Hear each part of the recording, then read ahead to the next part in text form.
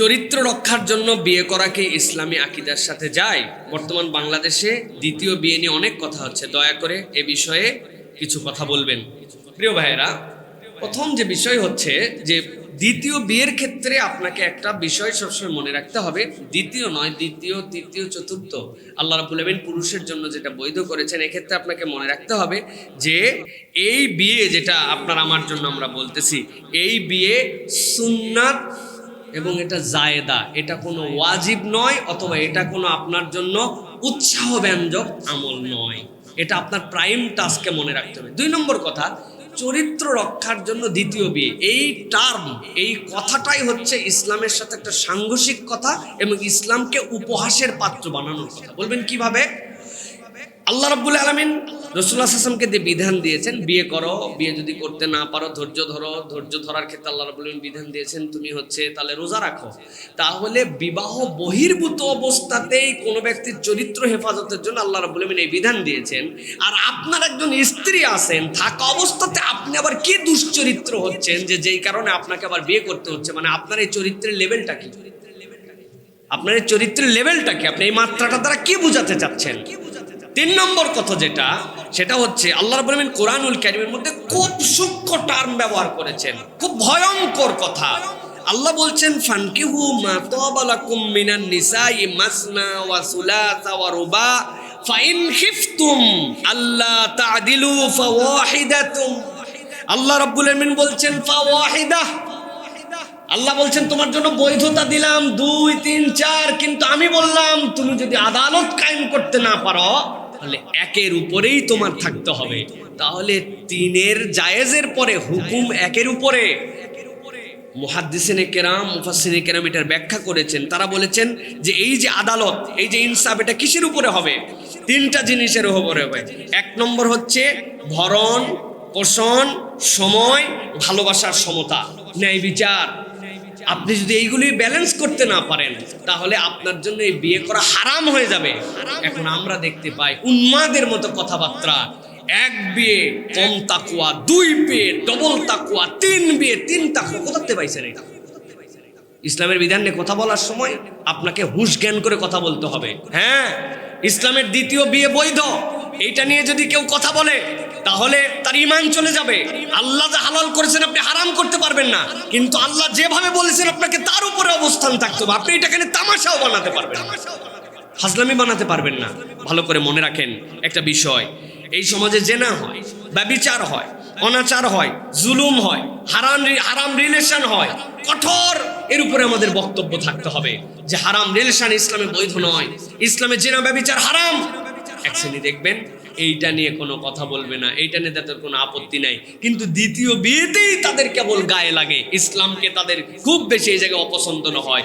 এরাও যেরকম ইসলামের বিধানের ব্যাপারে বাড়াবাড়ি করছে, আবার আল্লাহ যেটা জায়েজ রাখছেন ওইটাকে আপনি ওয়াজিব বানাইছেন, ওইটাকে আপনি একদম নবী রাসূলের আমল দিয়ে মানুষ সকলকে করতে এরকম উৎসাহ দিচ্ছেন। কারণ নাই, কিছু নাই, ইনসাফ নাই, আদালত নাই।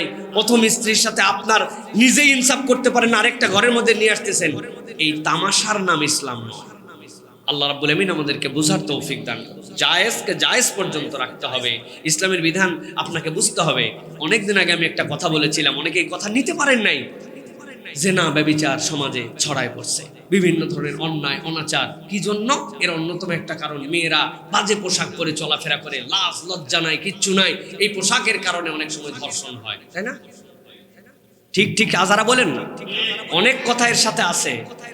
কথা হচ্ছে কোনো একটা মেয়ে ল্যাংটা হয়ে ঘুরতেছে, কোনো একটা মেয়ে নাই বস্ত্র নিয়ে ঘুরতেছে, তার মানে তাকে তো ধর্ষণ করা যায় না। তো আপনাকে আল্লাহ বলছেন তুমি তোমার আত্মার পরিচয় কোথায় দিলে? সে এটা করতেছে, এটা উস্কানি, এটা হারাম, এটা অন্যায়, এটা করতে পারে না, কিন্তু তার মানে কোনো বিবস্ত্র, অর্ধ উলঙ্গ, কোনো অসামাজিক মেয়ে দেখলে আপনাকে ধর্ষণ করতে হবে নাকি? আপনাকে আল্লাহ রাব্বুল আলামিন এটার থেকে বাঁচার জন্য নির্দেশনা দিয়েছেন। আগে আপনি হেফাজত করেন নিজেকে, আপনাকে হেফাজত করতে হবে আপনার নিজে। এইটা কারণ হতে পারে, কিন্তু এটা একমাত্র কারণ না। এটার কারণ দেখে আপনি কি জায়েজ করে দিবেন নাকি সবকিছু? এখন আপনি বলতেছেন বাবা আপনার হচ্ছে নিজের আত্মসম্মান রক্ষার জন্য, নিজের গায়রত বাঁচানোর জন্য, নিজের গুনাহ থেকে হেফাজতের জন্য আপনি বিয়ে শাদীকে একবারে তামাশার পর্যায়ে নিয়ে গেছেন। ইসলাম কোনো ফাজলামির বিধান নয়, এমন ভাবে উপস্থাপন করা যাবে না। এত বাজার দেওয়ার কি আছে? এত বাজার দেওয়ার কি আছে? আপনার প্রয়োজন হয়েছে, আপনি নিজে নিজে বিয়ে করে আপনার মতো করে আপনি থেকে দেন, এটাকে বাজার দিয়েছেন কি জন্য? সুতরাং এর মধ্যে তৃতীয় কোনো বিষয় আছে যেটা ইসলামকে তামাশা হিসেবে মানুষের কাছে উপস্থাপন করছে। আশা করি আমার এই বক্তব্য চেক অ্যান্ড ব্যালেন্স হিসাবে বুঝবেন, কোনো পক্ষপাতের দৃষ্টিতে দেখবেন না। আল্লাহ রাব্বুল আমিন আমাদেরকে বোঝার তৌফিক দান করেন। সর্বশেষ যেটা কথা, যার যার ব্যক্তিগত বিষয় তার কাছে জিজ্ঞাসা করে নিতে হবে, তিনি কেন করছেন, কি তার সমস্যা ছিল। এটাকে নিয়ে ট্রল করা, তামাশা করা, আইটেম বানানো, এটাও ভালো কিছু নয়। বাস আমাদের হাতে কত সময় যে আমাদের মতো এরকম জায়গাতে এই প্রশ্নের উত্তর দিতে হচ্ছে। আল্লাহ রাব্বুল আমিন আমাদেরকে বোঝার তৌফিক দান করেন।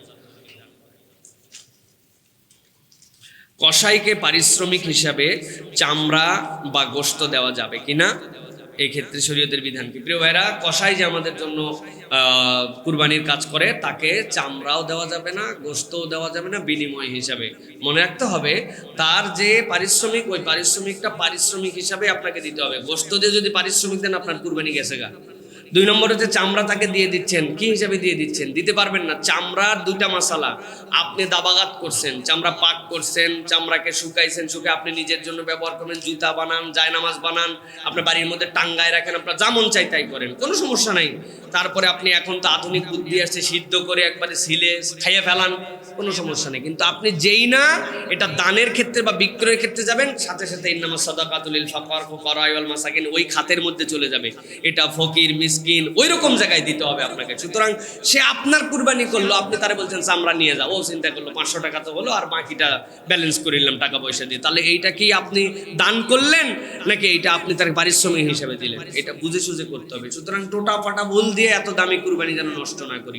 যে এই লোক এত টাকা দিয়ে গরু কিনতে পারছে, তারা সকলে মিলে 5000 টাকা দিয়ে ওরে দিতে পারতেছে না, ওরে গোস্ত দিয়ে শোধ দিতে হচ্ছে, চামড়া দিয়ে শোধ দিতে হচ্ছে। এইসব বকর চক্কর করা আমাদের জন্য ভালো না। আল্লাহ আমাদের বোঝার তৌফিক দান করুন। সাম্প্রতিক আমরা দেখেছি হুজুরদের প্রতি এবং মহিলা মাদ্রাসার বিষয়ে বিভিন্ন ধরনের খারাপ ধারণা আলেম ওলামাদের প্রতি চলে আসতেছে। দয়া করে এক্ষেত্রে আলেম সমাজের করণীয় কি জানাবেন? প্রিয় ভাইয়েরা, প্রথম কথা হচ্ছে যে কুইক রেসপন্স করা থেকে আমাদের হেফাজত করতে হবে। এটা তো আপনারা বুঝছেন, তাই না? কুইক রেসপন্স, আল্লাহ রাব্বুল আলামিন এটার ব্যাপারে আমাদেরকে সতর্ক করেছেন। ইজা জাকুম ফাসিকুম বিনাবাইন ফাতাবাইয়ানু, আল্লাহ বলছেন কেউ কোনো সংবাদ নিয়ে আসলে ক্রস এক্সামিন করো, হুট করে খালি গরম হয়ে যাবে না। এই গরম হওয়ার পিছনে আলেম সমাজের ভাবমূর্তি নষ্ট করারও একটা গভীর ভিতরে ভিতরে ষড়যন্ত্র থাকতে পারে। কেননা আমরা প্রমাণিত ক্ষেত্রে দেখেছি, অনেক ক্ষেত্রে এইরকম জায়গাতে যাওয়ার পরে দেখা গেছে যে আসলে যা রটেছিল তা বটে নাই। কথা ঠিক কি না? তো এটা একরকম। দ্বিতীয় কথা হচ্ছে যে আমাদের যে সকল মহিলা মাদ্রাসা আছে, মেয়েদের জন্য শিক্ষা তো অনেক গুরুত্বপূর্ণ। তালাবুল ইলমি ফারিদাতুন আলা কুল্লি মুসলিম ওয়া মুসলিমা, মুসলিমাদের জন্য শিক্ষা লাগবে, কিন্তু এটার জন্য একটা সিস্টেমেটিক ওয়েতে যাওয়া, এটার জন্য স্বচ্ছতা, এটার জন্য দায়িত্বশীলতার জায়গা, সর্বোচ্চ এটার জন্য ম্যানেজমেন্ট, এইগুলো আমাদের কঠিনভাবে ফলো করতে হবে। ভাই, সাদা কাপড়ের মধ্যেই দাগ বেশি লাগে, সুতরাং মানুষ তো তাদের দিকে তাকায় আছে, ওদের গুলার কোনো হিসাব নাই, কিতাব নাই, কি হলো না হলো কোনো খবর নাই। কিন্তু এখানে অল্প একটু হয়ে গেলে অনেক বড় কিছু হয়ে যায়। সুতরাং এখান থেকে বেঁচে আমাদের জন্য চলতে হবে, সাথে সাথে ইনসাফ করতে হবে। অন্যদের ভুল দেখি হুজুরের ভুল দেখতে পাই না, কলেজ বিশ্ববিদ্যালয়ের ভুল দেখি মহিলা মাদ্রাসা হলে আমি ওভারলুক করে যাই, তাহলে তো আমি ইনসাফওয়ালা মানুষ হতে পারলাম না। আপনাকে হকের মধ্যে থাকতে হলে ভুলকে ভুল বলতে হবে, কোদালকে কোদাল বলতে হবে, ঠিক কি না? এই জন্য আমাদের এই বিষয়ে সতর্ক হতে হবে। সাথে সাথে এটাও মনে রাখতে হবে, সব সময় গভীর ষড়যন্ত্র চলতেছে সব জায়গায়, যে কিভাবে এই যে একটা সামাজিক বিপ্লব তৈরি হয়েছে, দিন শিক্ষার ক্ষেত্রে আগ্রহ তৈরি হয়েছে, এগুলাকে বিনষ্ট করার জন্য এক সকল কুচক্রী মহল বিভিন্নভাবে কাজ করতেছে। সুতরাং নিজেদের মধ্যে থেকেও আত্মসমালোচনা, আত্মশুদ্ধির পথে যেতে হবে, এবং কোনো ষড়যন্ত্র যেন এখানে আঘাত করতে না পারে, সেই ক্ষেত্রে আপনাকে প্রতিরোধের ব্যবস্থাও করতে হবে। আল্লাহ আমাদেরকে বুঝার তৌফিক দান করেন। একজনের নিয়ত শুধুই গোশত খাওয়া হলে বাকি 6 ভাগের কুরবানি কি আদায় হবে কিনা? প্রিয় ভাইয়েরা, আমরা জানি আমাদের গরুতে, মহিষে, উটে 7 ভাগে কুরবানি দেওয়া যায়। এই ক্ষেত্রে যদি একজনের নিয়ত হয় শুধু গোশত খাওয়া, তাহলে তার কুরবানি হবে কিনা? আমাদের বাংলাদেশে একটা প্রসিদ্ধ মাসালা, মানে এই মাসালাটা ফিকহের কিতাবে যেভাবে আসছে ওইভাবে না বলে আমরা একদম ডাইরেক্ট বলে দেই যে কেউ যদি গোশত খাওয়ার নিয়ত করে, ইনকানা আহাদুকুম ইউরিদুল লাহমা, তোমাদের মধ্যে থেকে কেউ যদি কেবলমাত্র গোশতের নিয়ত করে তাহলে লাম ইয়াজুজ, আন ওয়াহিদ মিনহুম, তাদের কারোটাই আর কবুল হবে না কুরবানি। এই মাসালা আমাদের জেনারেল, কিন্তু এই মাসালার তাত্ত্বিকতাটা একটু ভিন্ন রকম ভাই, একটু ভালো করে বুঝতে হবে এর ভিতরের কথা। ভিতরের কথাটা কি? 6 জন কুরবানি দিচ্ছে কি জন্য? আমরা আল্লাহর জন্য করব। আরেকজন বলছে ভাই আমার কুরবানি টুরবানি দেওয়ার দরকার নেই ভাই, তোদের ভাগ করতেছে না, আমার গরুর গোশত খাওয়া দরকার, একটা ভাগ দিস, গোশত আমি নিয়ে নিব। এরকম যদি ডিক্লার দিয়ে কেউ বলে তাহলে ওই কুরবানি সকলেরটা বাতিল হবে। কিন্তু আভ্যন্তরীণভাবে মানসিকভাবে তো সকলেরই টার্গেট থাকে যে আমি কি কুরবানিতে গরু গোশত কি ফালাই দিব নাকি, আমি তো খাবো। এই খাওয়া আর ওই খাওয়া আলাদা। ওই খাওয়ার নিয়ত যদি হয় তাহলে বাতিল হয়ে যাবে। আর দ্বিতীয় যেটা মনে রাখতে হবে, মানুষের অন্তরের দিকে খবর নেওয়ার দায়িত্ব আমাদের না, বাহ্যিকতার খবর হচ্ছে, বাহ্যিকতার উপর আপনার হুকুম হবে। ভাই কি জন্য আপনি কুরবানি দিচ্ছেন? আরে আল্লাহ, কুরবানি দিচ্ছি কি জন্য? আল্লাহর জন্য কুরবানি দিচ্ছি। সবাই কুরবানি দিচ্ছে, কুরবানির দিনে কুরবানি দিচ্ছি। এখন উনি মনে মনে উপরে বলছে, এটা মনে মনে উনি কি নিয়ত করছে? মনে মনের খবর নেওয়ার দায়িত্ব আমার না। সুতরাং মনে মনে কেউ যদি ভিন্ন নিয়ত করে আমাদের সকলের কুরবানি হয়ে যাবে। কিন্তু জেনে বুঝে ভাই 6 ভাগ হয়েছে, আরেক ভাই তুই দিবি কিনা? কয় না আমার মতো কুরবানি ফরজ হয়েছিল না, আচ্ছা ঠিক আছে গোস্ত তো কিনাই লাগে, দেখ গোস্ত খাওয়ার জন্য নিয়ে নিলাম। তাহলে জেনে বুঝে এই মানুষকে নিলে সকলের কুরবানি বাতিল হবে। কিন্তু আমভাবে আপনি বলে দিচ্ছেন যে কেউ একজন কুরবানির গোস্ত খাওয়ার নিয়ত করছে, সকলের কুরবানি বাতিল হয়েছে, বিষয়টা এরকম না। আল্লাহ আমাদেরকে বুঝার তৌফিক দান করেন। হুজুর, ছোটবেলায় আমি মানুষের গাছের ফলমূল চুরি করে খেয়েছি, এখন কিভাবে মাফ নিব? আমাদের অনেকেরই এই অপরাধ আছে না ভাই? আপনাদের আছে নাকি ভাই ছোটবেলায়? আহা, রাস্তার পাশের ফল খায় ফেলাইছি, নদীর পাশে গোসল করতে যাই দেখছি যে চমৎকার একটা জলপাইয়ের গাছ, মারছি ঢেল, জলপাই পড়ছে, জলপাই খাইছি। আপনারা হয়তো খান না, আমি খাইছি। আমাদের বাড়ির ধারে জলপাইয়ের গাছ ছিল, যে কি করা যাবে প্রিয় ভাইয়ের। এখন বিধান হচ্ছে এটা যে ওই বয়সে যে অপরাধ করা হয়েছে ওইটার একটা লেভেল ছিল, বয়সটা এমন ছিল যে আমরা বালেগ হওয়ার আগেই আমাদের আকলগুলাই তখন ওইরকম ভাবে পরিষ্কার হয় নাই। যে এই আকল এখন আমার হয়েছে, ওই আকল আব্বার হাত ধরার সময় আমার ছিল না। আমার বড় মেয়ে আমারে বলতেছে, বাবা রাস্তার ধার দিয়ে যে সুন্দর আম, তোমার তো হাত বরাবর, একটু পাইরে দাও না বাবা। কে আম? মানুষের আম। ঠিক এই কথাটাই আমি আমার বাপরে বলছিলাম। আমি যখন ছোট ছিলাম, আব্বা আমার বাপ আন্দাজি মানুষের আম। তো এখন ওই বয়সের কারণে যেটা মানুষের আম আমার বাপ পারে দেয় নাই, ওটা আমি ঢেল দিয়ে পারছি।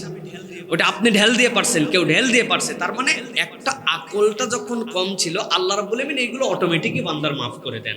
কিন্তু তারপরেও যখন বুঝ হয়েছে মানুষের যে নফসের যে তাড়না, এইটা বান্দার হক নষ্ট করার ক্ষেত্রে যদি ওরকম লোক বেঁচে থাকে, তাদের বাড়ির যেটা আপনি নিছেন এরকম বলার সুযোগ থাকে, তাকে বলতে হবে অন্তত। যদি মনে করেন যে আমার বলার সুযোগ আছে, আমি তো ছোটবেলায় আপনাদের এরকম করছিলাম, দয়া করে আমাকে মাফ করে দিবেন, তখন তো বুঝি নাই। আল্লাহর দয়া বাংলাদেশে এরকম কোনো লোক নাই আপনি কয়টা আপেল কি আম খাইছিলেন আর কয়টা ফল খাইছিলেন এই হিসাব নিতে আসবে, এটা কমন মাফ করে দিবে। দ্বিতীয়ত বাঁচার একটা উপায়, যে আপনাকে আল্লাহ কেন সামর্থ্য দিছেন, এরকম যেটা ভুল হয়েছে, বান্দার হক নষ্ট করছে যেগুলা ফলমূল, ওই একটা হিসাব করে আপনি ওই ব্যক্তিদের পক্ষ থেকে যে আল্লাহ এই টাকাটা আমি মসজিদে দিলাম, মাদ্রাসায় দিলাম, গরিব মানুষকে দিলাম, এটা আমার না, আমার এরকম কিছু ভুল হয়েছে, লোক খুঁজে পাই না, বলতে পারি না, বলার পরিবেশ নাই, কবে খাইছি, কোন জায়গায় খাইছি মনে নাই, তাদের হয়ে আল্লাহ সওয়াবটা তাদের আমলনামায় দিয়ে দেয়। ইনশাআল্লাহ আপনার এই অনুতপ্ততা, এই সাদাকা এবং এই ডেডিকেশন আল্লাহর জন্য, এটাই হচ্ছে আপনার জন্য কাফারা। আল্লাহ রাব্বুল আলামিন যেন কবুল করেন। কুরবানির প্রাণীর ত্রুটি বলতে কি বুঝায়? অনেক সময় বলা হয় ত্রুটিযুক্ত প্রাণীদের কুরবানি দিবেন না, দয়া করে একটু জানাবেন কি? দেখেন, কুরবানির প্রাণীর ত্রুটিযুক্ততার বিষয়ে 6টা প্রাইম বিষয় আছে, 6-এর অধীনে অনেক কিছু আছে। ওই সকল প্রাণীদের কুরবানি দেওয়া যাবে না যেই সকল প্রাণীর ভিতরে 6টা খারাপ জিনিস থাকবে। 1 নম্বর, এক চোখ অন্ধ, জন্মান্ধ, চোখ অন্ধ হয়ে গেছে, এই পশুদের কুরবানি হবে না। 2 নম্বরে, যদি স্পষ্ট খোঁড়া হয়, ওই প্রাণী এমন ভাবে খোঁড়ায়, একটা হচ্ছে আঘাত লাগছে, একটু বাড়ি লাগছে, ব্যথা লাগছে, আরেকটা হচ্ছে খোঁড়া, তার ঠ্যাংটাই খোঁড়া, পশুটা খোঁড়ায় খোঁড়ায় হাঁটে, 3 ঠ্যাং, আপনার জন্য এই পশুদের কুরবানি দেওয়া যাবে না। 3 নম্বরে, যার কান অথবা লেজের অধিকাংশই কাটা, আপনার কান কেটে গেছে, 4 ভাগের 3 ভাগ নাই, লেজ কেবল গোড়া অল্প একটু আছে, লেজের মাথার থেকে নাই, 4 ভাগের 3 ভাগ অধিকাংশ নাই, এই পশু দিয়ে আপনি কুরবানি দিতে পারবেন না। 4 নম্বরে জন্মগতভাবে যদি কান কাটা হয়, একটা তো কেটে গেছে অ্যাক্সিডেন্টালি, আরেকটা হচ্ছে জন্মগতভাবে কান কাটা, এক কান আছে আর এক কান নাই, এরকম পশুতে কুরবানি দেওয়া যাবে না। 5 নম্বর যেটা, দাঁতের অধিকাংশই পড়ে গেছে, বয়স হতে হতে এমন অবস্থা, শরীর স্বাস্থ্য ঠিক আছে কিন্তু দাঁত নাই, দাঁত পড়ে গেছে বয়সের কারণে, তাহলে দাঁত পড়ে যাওয়ার, অধিকাংশ দাঁত পড়ে যাওয়া প্রাণী দিয়ে, এরকম বৃদ্ধ প্রাণী দিয়ে কুরবানি দেওয়া যাবে না। সর্বশেষ গুরুতর অসুস্থ, যে অসুস্থতায় উঠতে পারে না, বোঝা যায় যে এটা কোনো রকম কুরবানির ডেট পর্যন্ত এনে খালি জব করে দেওয়ার উপযুক্ত আছে, জবের জায়গা পর্যন্ত টেনে নিয়ে যাওয়া যাবে না, এরকম গুরুতর অসুস্থ এরকম যদি হয়, এই সকল প্রাণী দিয়ে কুরবানি করা যাবে না। কুরবানির জন্য একটা পরিচ্ছন্ন, বয়স্ক, সৌন্দর্যমণ্ডিত একটা প্রাণী দরকার। আশা করি উত্তর পেয়েছেন। সর্বশেষ 2টো প্রশ্ন। আমরা যখন বাজার থেকে জ্যান্ত মাছ কিনে ওই মাছের মাথায় বাড়ি দিয়ে বা আছাড় মেরে তারপরে মাছ কাটা হয়, সেটা কি হালাল হয়?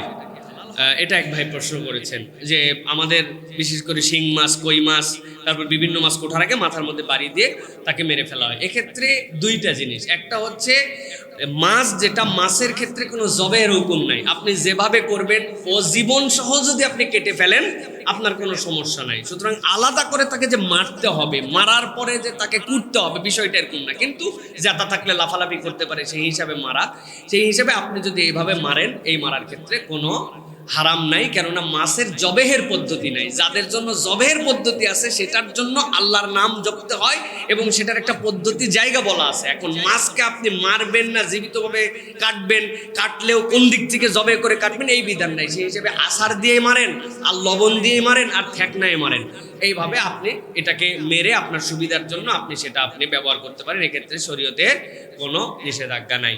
2 নম্বর জিজ্ঞাসা, কুরবানিতে একটা গরুর 7 নামে সাধারণত কুরবানি দেওয়া হয়, কিন্তু পরিবারের সদস্য বেশি থাকার কারণে যদি পরিবারের প্রধানের নাম নিয়ে, যেমন তার পরিচয়ের পক্ষ থেকে কুরবানি নিয়ত করা হয়, তাহলে পরিবারের সকলের কুরবানি আদায় হবে কিনা? না প্রিয় ভাইয়েরা, আপনার পরিবারে যাদের জন্য কুরবানি ওয়াজিব তাদের জন্য আপনি কুরবানি দিবেন, কিন্তু পরিবারের সদস্য অনেক বেশি, সকলের নামের মধ্যে দিতে হবে, সকলের নাম দেওয়ার মধ্যে কোনো ফজিলত নাই। যাদের কুরবানি ওয়াজিব তাদের পক্ষ থেকে আপনি কুরবানি দিচ্ছেন। এখন কারো প্রতি ওয়াজিব নয়, একজনের জন্য, হ্যাঁ আপনি বলছেন আমার বাপের পক্ষ থেকে, অথবা যে কুরবানি যে তার পক্ষ থেকে, আল্লাহুম্মা লাকা ওয়া মিনকা, আল্লাহ তার পক্ষ থেকে তোমার দেওয়া সম্পত্তি আমি দিলাম, বাকি সবাই খাবেন, কিন্তু নাম দেওয়ার সুযোগ আছে, উজুব আছে অনেকের, এখন লোক বেশি, এই জন্য 7 ভাগের বেশি দেওয়া যাবে না, কারোই দেই নাই, একজনের পক্ষ থেকে দিছি, সকলের ওয়াজিব আদায় হয়ে যাবে, বিষয়টা এরকম নয়।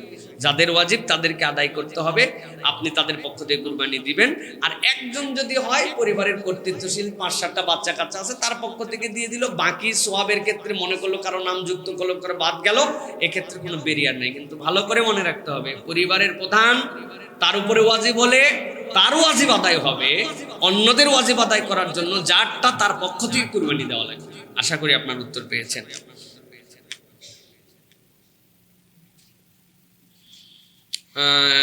হুজুর, এক নারী টকশোতে বলেছেন জাকাতের চাইতে চাঁদাবাজি ভালো, কোন মুসলিম জাকাতের এই বিধানকে ছোট করলে শাস্তি কি? প্রিয় ভাইরা, আবারও আমি বলি যে এইগুলো হচ্ছে বিভিন্ন ধরনের যৌক্তিক ব্যাখ্যার উপরে আপনাকে নির্ভর করতে হবে। কোনো মেয়ে যদি বা কোনো কেউ যদি ইসলামের কোনো বিধান এরকম কথা বলেন, এরপরে যদি তিনি কোনো আবার সেটার ব্যাখ্যা দেন, তাহলে আপনাকে ব্যাখ্যার উপরে থেমে থাকতে হবে।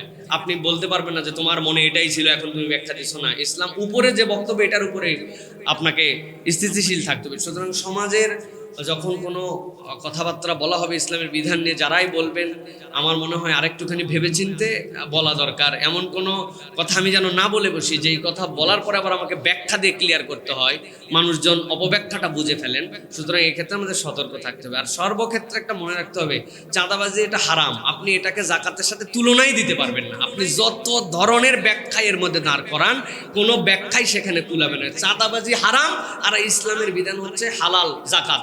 আপনি ব্যাখ্যা বলতে পারেন উমুকে জাকাত খায়, তুমুকে কেন এই জাকাত নিল, এই ফান্ডকে এই জায়গায় ব্যবহার করা যাবে না, কিন্তু আপনি চাঁদাবাজি আর জাকাত ইকুয়াল সমান সমান করে ফেলছেন, তারপরে আপনি অনেক ব্যাখ্যা দিচ্ছেন। আপনার এত ব্যাখ্যা শোনার তো দরকার নাই।